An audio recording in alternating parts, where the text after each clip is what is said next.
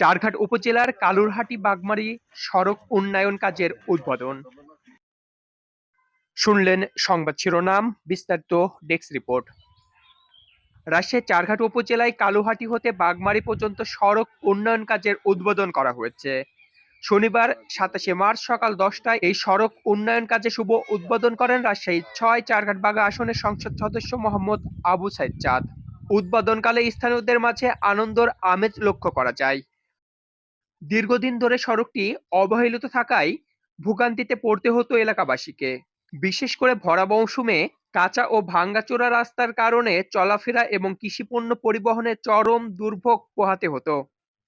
আমাদের কালোহাটি গ্রামের হইতে বাগমারী আসার জন্য যে রাস্তাটা তৈরি হচ্ছে, এই রাস্তাটা অনেক দিনকার ভোগান্তির রাস্তা।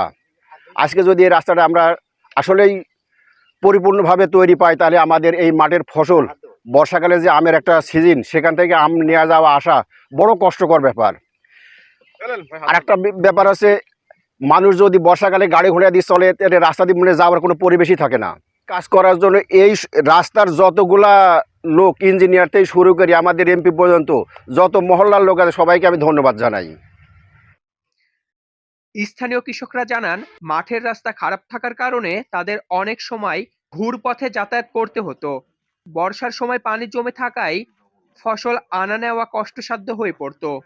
বর্ষাকালে পানির অসুবিধা, যাওয়া যায় না রাস্তা দিয়া, ধরেন অসুবিধা মেলা। কাজেই এখন রাস্তাটা করে দেন আপনারা, দিলে ভালো হবে, আমার উপকারও হবে।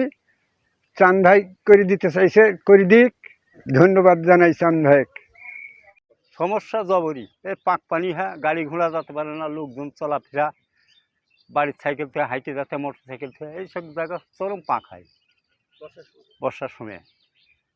রাত দিন ২৪ ঘন্টারই বরাবর এই রাস্তা দিয়ে চলাচল। আমারে পাকের জন্য আমরা চলাচল করতে পারিনি। এ সময় এলাকাবাসী সড়ক উন্নয়ন কাজের জন্য সংসদ সদস্য আবু সাইদ চাঁদ এবং সংশ্লিষ্ট কর্তৃপক্ষের প্রতি কৃতজ্ঞতা জানান। ফলশ্রুতিতে জানা যায়, প্রায় ৭৮৫ দৈর্ঘ্যের এই সড়ক উন্নয়ন কাজ বাস্তবায়ন করেছে চারঘাট উপজেলার স্থানীয় সরকার প্রকৌশল অধিদপ্তর এলজিডি।